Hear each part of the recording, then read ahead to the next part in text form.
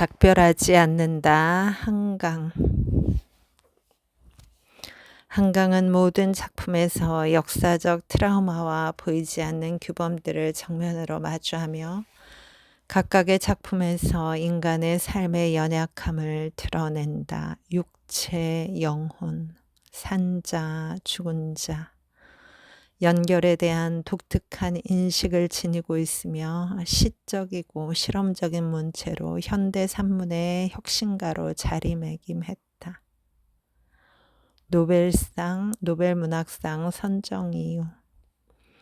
작가가 소재를 택하는 것이 아니라 그 반대일지도 모른다는 생각을 한강은 하게 만든다. 5월 광주에 이어 제주 4.3에도 한강의 문장을 통해서만 표현될 수 있는 영역이 있었다고 믿게 된다. 학살 이후 실종된 가족을 찾기 위한 생존자의 길고 고요한 투쟁의 서사. 공간적으로 제주에서 경산, 시간적으로 반세기를 넘긴다. 폭력에 훼손되고 공포에 짓눌려도 인간은 포기하지 않는다. 작별할 수 없다는 것이다. 이 모든 것이 딸의 눈과 입을 통해 전해진다. 폭력은 육체의 절멸을 기도하지만 기억은 육체 없이 영원하다. 죽은 이를 살려낼 수는 없지만 죽음을 계속 살아있게 할 수는 있다. 작별하지 않겠다는 것이다. 이들 곁에 소설가 나는 생사의 경계 혹은 그 너머에 도달하고서야 그들의 이야기를 듣는다.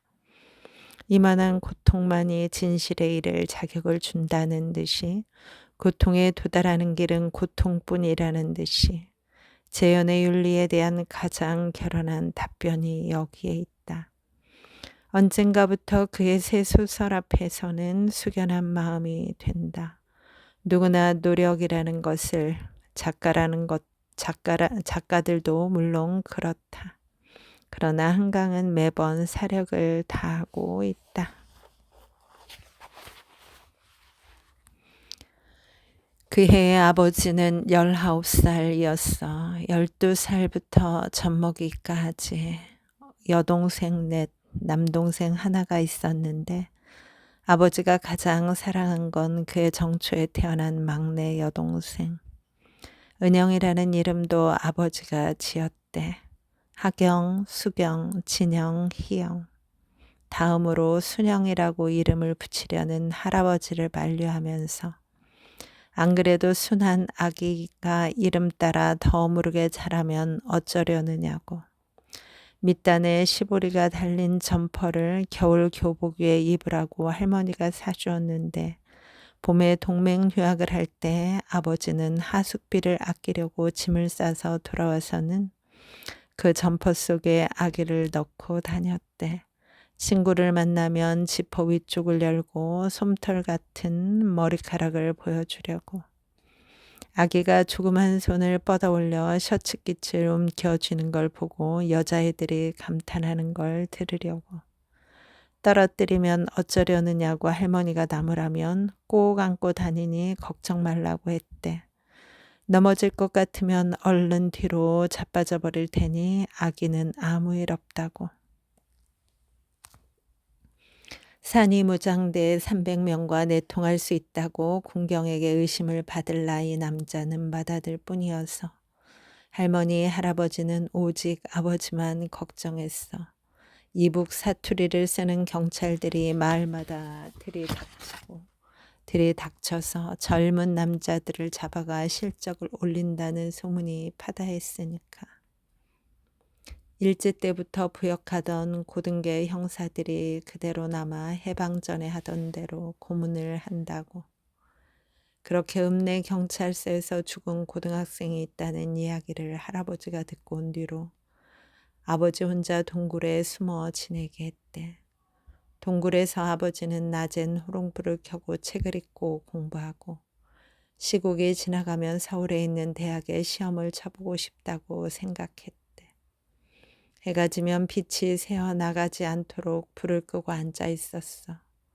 저녁녘에야 집에 들러 식은 밥을 먹고 눈을 붙이고 찐 감자 서너 알이랑 종이에 싼 소금 한 첩을 동트기 전에 싸들고 다시 동굴로 올라갔대.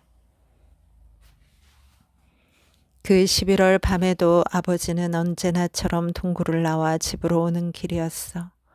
건천을 건너는데 호루라기 소리가 들리며 벼랑간 사위가 밝아졌대. 집들이 불타기 시작한 거야. 어디로도 움직여선 안 된다는 걸 아버지는 본능적으로 알았어. 건천기슭 대숲에 몸을 숨기고 있는데 마을 공터 쪽에서 7발 총성이 울렸대. 뒤이어 군인들이 호각을 불며 사람들을 이동시키는 걸 아버지는 숲 사이로 지켜봤어. 먼 거리였지만 손을 잡고 걷는 두 동생을 알아보았대.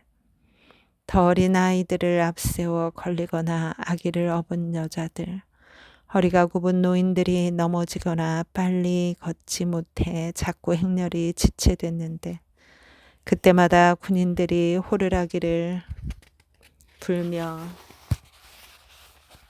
개머리판을 휘둘렀대.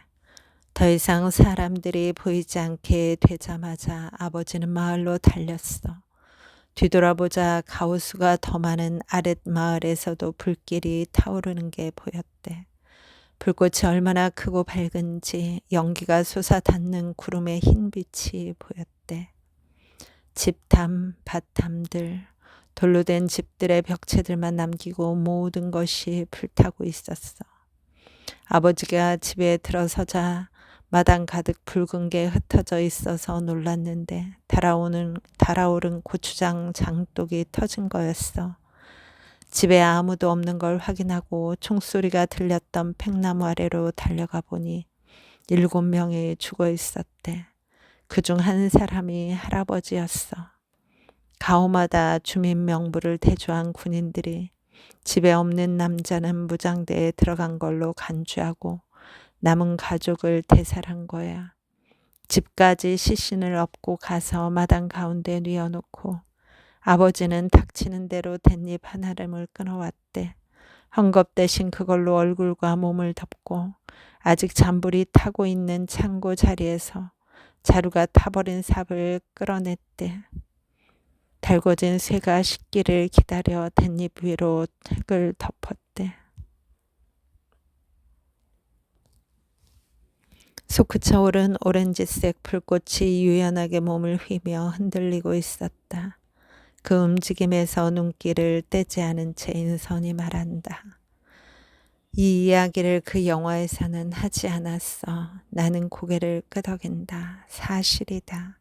그 회벽 앞에서 그녀는 동굴에서 본 어둠, 눈 위에 찍히자마자 지워진 발자국들에 대해서만 이야기했다. 엄마가 정신이 흐려지기 직전에 해준 이야기니까 당시에는 알고 있지 않았어. 바람의 속력이 뺨과 콧날에 느껴진다. 식탁 위 불 꺼진 가퉁이 천천히 흔들린다. 팽팽하게 곤두섰던 촛불이 꺼질 듯 몸을 움츠린다. 무엇인가 바깥에서 집을 안고 있는 것 같다.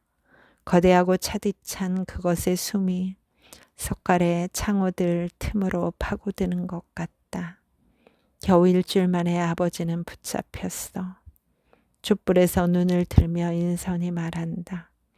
동굴 천장에서 떨어지는 물만으로 더 버틸 수 없어서 타다 남은 곡식을 찾으려 내려왔다가 경찰과 마주쳤대. 시신을 매장하러 올 사람들을 잡으려고 매복하고 있었던 거야. 그럼 가족들을 만나셨을까? 내 물음에 인선이 고개를 젓는다.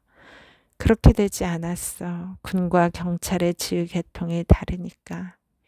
제주 부두에 있는 주정 공장에 보름 동안 갇혀 있다가 목포항으로 실려갔대.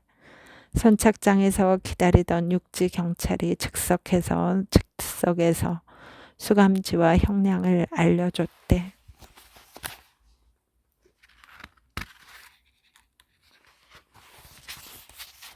가물거리는 촛불의 음영 때문에 인선의 표정이 시시각각 변하는 것인지 빛과 그림자가 움직이는 것뿐인지 구별할 수 없다.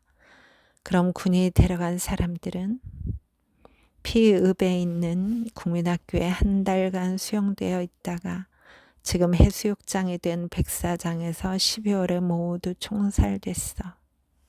모두? 군경 직계 가족을 제외한 모두. 젖먹이 아이도?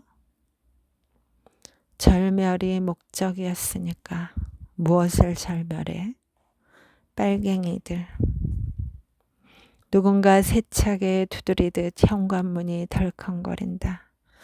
심지 아래로 움츠려들었던 촛불이 돌연히 몸을 부풀린다.